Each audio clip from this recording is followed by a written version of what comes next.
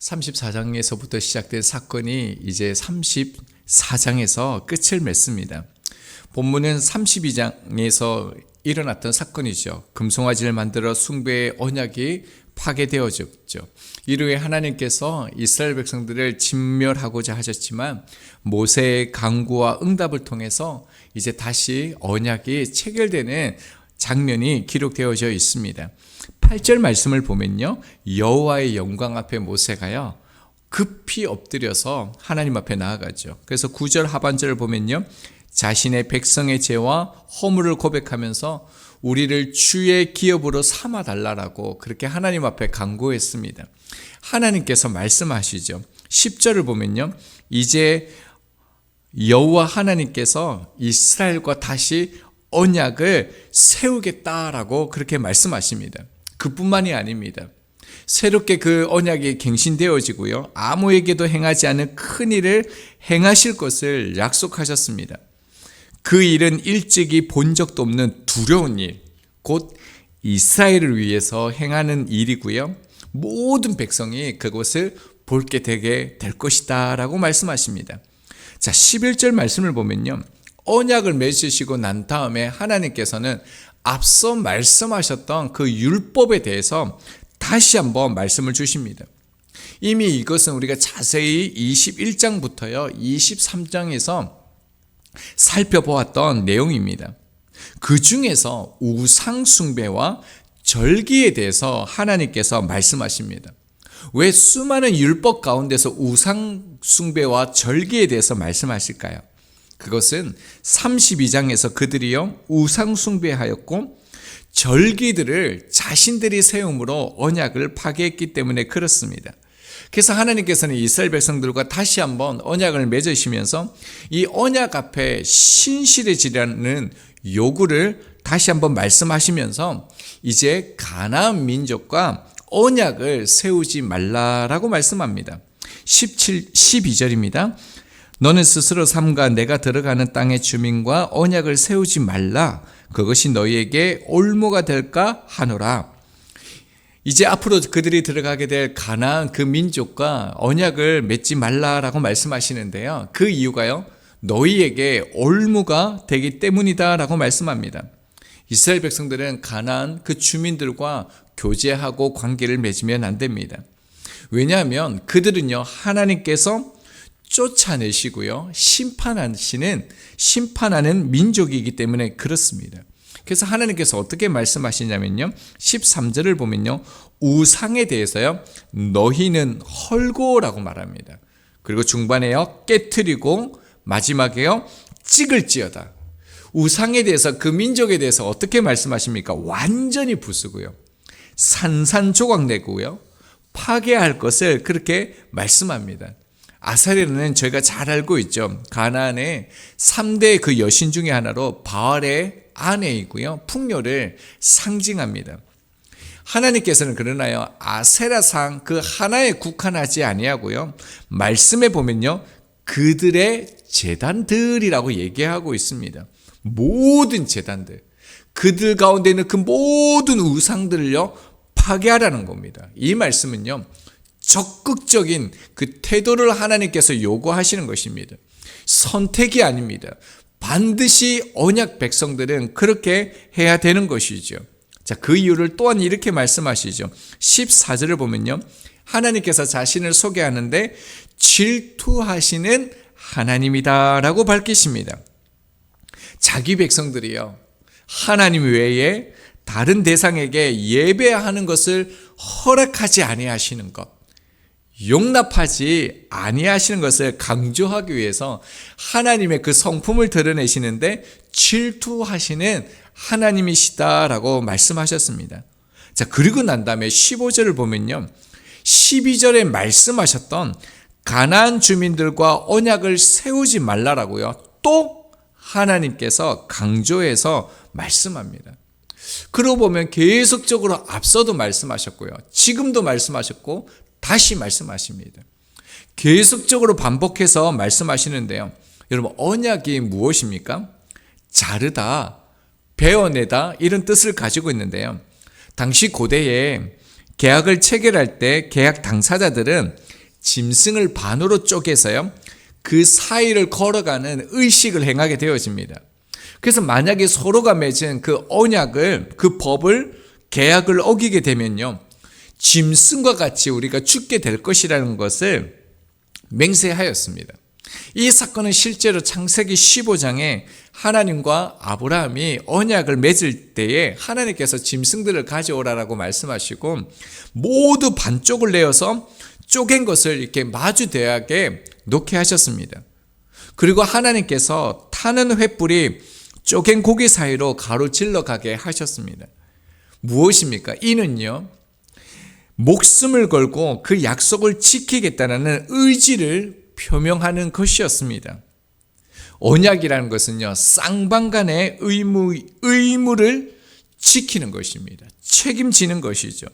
내가 안 지키고 싶은 것은 안 지켜도 되고 지키고 싶은 것만 지킬 수 있는 것이 아닙니다. 여러분, 만약에요, 서로가 지켜야 될 그 의무를 행하지 아니하면요, 짐승처럼 죽임을 당하게 되는 것입니다. 그러니까 언약을 맺으면요, 그 올무에서 벗어날 수가 없는 것입니다. 어떤 결과가 오겠습니까? 말씀해 보면요, 모든 신을 엄란하게 섬기며 그들의 신들에게 제물을 드린다라고 말씀합니다. 그뿐만 아니죠. 그 제물을 먹을까 함이며 먹게 된다는 것입니다. 근데 하나님의 경고는요, 여기서 끝나지 않습니다. 16절을 보면요, 그들의 딸들을 내 아내로 삼는다라는 겁니다. 이것이 얼마나 우리 가운데 큰 위험한 일이냐면요, 그 결과 자녀들 또한 우상 숭배하는 가정이 된다라고 하십니다. 이 결과가요, 창세기 6장 1절과 2절입니다. 사람이 땅 위에 번성하기 시작할 때에 그들에게서 딸들이 나니 하나님의 아들들이 사람의 딸들의 아름다움을 보고 자기들이 좋아하는 모든 여자를 아내로 삼았다라고 말씀합니다.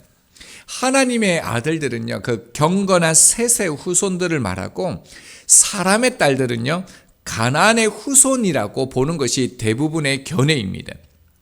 여러분, 노아의 홍수가 임한 근본적인 그 원인이 어디 있습니까? 하나님의 아들들과 사람의 딸들이 결혼한 데 있습니다. 그뿐만이 아니죠. 솔로몬의 타락도요, 이방인들과의 그 결혼에서 비롯되어졌습니다. 결국 이는 이스라엘 왕국의 분열의 원인이 되기도 했다라는 것입니다. 이러한 결과, 죄의 그 뿌리로 인해서 하나님께서 17절에 다시 말씀하십니다. 너는 신상들을 부어 만들지 말라라고 얘기합니다. 왜 하나님께서 부어라고 말씀하셨을까요? 출애굽기 32장 8절에 보면요, 그들이 내가 그들에게 명령한 길을 속기 떠나 자기를 위하여 송아지를 부어 만들고, 이런 구체적으로 하나님께서 너희들이 어떻게 우상을 섬겼는지, 어떻게 만들었는지를 말씀해 주신 것입니다. 여러분, 이렇게 하나님께서는요, 계속적인 반복을 통해서 오직 하나님 한 분만을 예배할 것을 분명하게 가르쳐 주셨습니다. 자, 그리고 난 다음에 이제 18절부터는요, 절기에 대해서 또 그에 대한 그 의무에 대해서 말씀해 주셨습니다. 여러분, 절기에 대해서도 하나님께서 말씀하신 이유가 무엇이라고요? 이스라엘 백성들이 금송아지를 만들고 난 다음에 자기들이요, 하나님의 절기를 선포했습니다. 출애굽기 32장 5절입니다.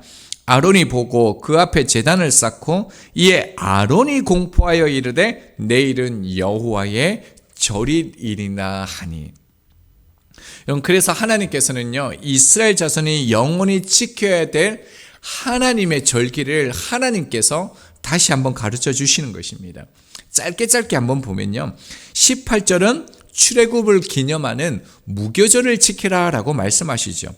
그리고 19절에서 20절은요, 첫 태생, 그리고 첫 새끼를 거룩하게 구별하여서 하나님께 바쳐라 라고 말씀합니다. 21절은요, 그토록 하나님께서 강조하셨던 안식일을 지키라라고 말씀하셨고요. 22절은요, 미래 첫 곡식을 드리는 77절, 그리고 거둔 곡식을 저장하는 수장절을 지켜라 라고 말씀하셨습니다. 그리고 23절과 24절은요, 모든 남자는 매년 3번씩 반드시 하나님 앞에 나올 것을 말씀하셨고요. 25절은요. 제물의 피를 유교병과 함께 드리지 말고 유월절 제물을 아침까지 두지 말라라고 말씀하셨습니다. 그리고 26절은요. 토지 소산에 처음 익은 것을 가져다가 하나님의 전에 드리라라고 말씀합니다. 여러분, 결론적으로 오늘 본문을 통해서 언약을 맺은 그 백성들에게 다시 한번 하나님께서 가장 중요한 언약 백성들이 지켜야 될 것을 가르쳐 주셨죠. 그건 무엇입니까? 오직 예배의 대상은 하나님이라는 것이죠. 이 말은 뭐냐면 너희들이 의지해야 될 것은 보이는 것이 아니라는 것이죠.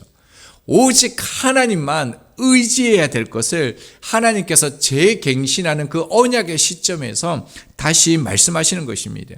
그래서 23절을 보면요. 너희는 모든 남자는 매년 3번씩 주 여호와 이스라엘의 하나님 앞에 보일지라 라고 말씀합니다. 이스라엘 남자들은 그 이스라엘의 3대 절기죠. 유월절, 칠칠절, 장막절에 성막이나 성전에 1년에 반드시요 3번씩 나가야 했습니다. 반드시 하나님이 내 삶의 주인이심을, 내가 의지해야 할 대상임을 인정하면서 하나님 앞에 그렇게 나가야 했습니다. 그런데 이 말씀은요, 그들에게 삶에 대한 도전이었습니다. 왜냐하면요, 한번 생각해 보십시오. 남자들이요, 집과 공동체를 다 떠납니다. 그래서 성소를 향해 나아갑니다. 자, 그렇다면 남아있는 아이들, 여인들, 노인들은 어떻게 합니까? 그들을 누가 지켜줍니까? 이런 일은요, 그 집과 공동체의 위험이 되어질 것입니다. 여러분, 이렇게 하나님 앞에 말씀을 지킨다는 것은요, 위험을 감수해야 되는 일입니다. 이 일이 쉽겠습니까? 그뿐만 아니라 이것은 남겨진 사람뿐만 아니라 그 순례의 길을 가는 그들 가운데서도 수많은 위험과 위협에 직면을 하게 될 것입니다. 저희가 만약에 이런 상황 속에서 하나님께서 말씀하신다라면 기꺼이 자원하면서 낙헌제로 그렇게 하나님 앞에 나아가실 수 있겠습니까? 그렇게 하나님을 의지할 수 있겠습니까? 그래서 하나님께서는 이 말씀을 하고 난 다음에요, 오직 여호와 하나님을 바라보고 의지하는 자에게 반드시 은혜를 베풀 것이다. 내가 어떻게 행할 것을 말씀해 주셨습니다. 24절이죠. 내가 이방 나라들을 내 앞에서 쫓아내고 내 지경을 넓히리니 내가 매년 3번씩 여호와 내 하나님을 뵈려고 올 때에 아무도 내 땅을 탐내지 못하리라. 아무도 침범하지 못하고요. 내가 반드시 너희들을 지켜주겠다. 하나님께서 그 언약을 재경신하는 그때에 하나님 당신께서 약속을 주신다는 것입니다. 어떻게 지키실까요? 하나님께서 이 약속을 어떻게 행하실까요? 그게요, 10절에 나와 있는데 10절에 보면요, 반복되는 단어가 있는데 그게 뭐냐면 행한다라는 단어입니다. 하나님께서 3번을 반복해서 말씀하시는데요, 행하지 아니하는 이적이라고 했는데 여기서 행하다라는 이 단어가요, 바라라는 단어예요. 그리고요, 중반에 보면 너희 전체 백성 앞에 행할 것이다, 이 행할 것이다 라는 이 단어와요, 그리고 여호와의 행하심을 보리니 이 단어, 행하다라는 단어가 동일한데요, 아사라는 단어예요. 여러분, 바사와 아사라는 이 두 개의 동사가 어디에서 계속 반복되는 줄 아세요? 놀라운 것은요, 창세기 1장입니다. 창세기 1장 1절입니다. 태초에 하나님이 천지를 창조하시니라. 동사가 딱 하나 나오죠. 창조입니다. 여기에서 이 창조가 어떤 단어냐면요, 본문에 행할 것이다, 바라와 똑같은 단어입니다. 여러분, 사람이 창조하는 것과 하나님의 창조가 다릅니다. 인간은 하나님께서 주신 것을 통해서 창조해 나가지만요, 하나님은 무에서 유를 창조하는 것입니다. 그래서 여기서 행하다, 이 바라라는 동사는요, 이 주어가요, 인간에게 있지 않습니다. 그래서 이 바라라는 이 단어의 주어는 오직 하나님께만 사용되어진다는 것입니다. 그리고요, 내가 너를 위하여 행할 일이 두려운 것임이라 라고 말씀하고 있는데요, 이 두려움이란 단어는 야레라는 단어예요. 참 신비로운 게 이 야레라는 단어가 어디에서 사용되었냐면요, 신명기 8장 6절입니다. 내 하나님 여호와의 명령을 지켜 그의 길을 따라가며 그를 경외할지어다. 여러분, 여기서 이 두려움이요, 경외와 똑같은 단어로 사용되어졌습니다. 무슨 말입니까? 그 경외함을 불러일으키는 여호와의 행하심이요, 천지를 창조하실 때 그 일과 같은 일이라고 설명하고 있다는 것입니다. 그러니까 하나님께서 언약이 재경신되어지는 이때에 하나님이 쓰시는 이 바라, 이 단어를, 창세기에 이 단어를 쓰셨다는 것은요, 그만큼 너희들이 내 말씀을 지키고 행할 때에, 천지가 창조될 때에 그런 일들, 전무후무한 그런 경이로운 기적을요, 내가 너희들에게 베풀 것이다.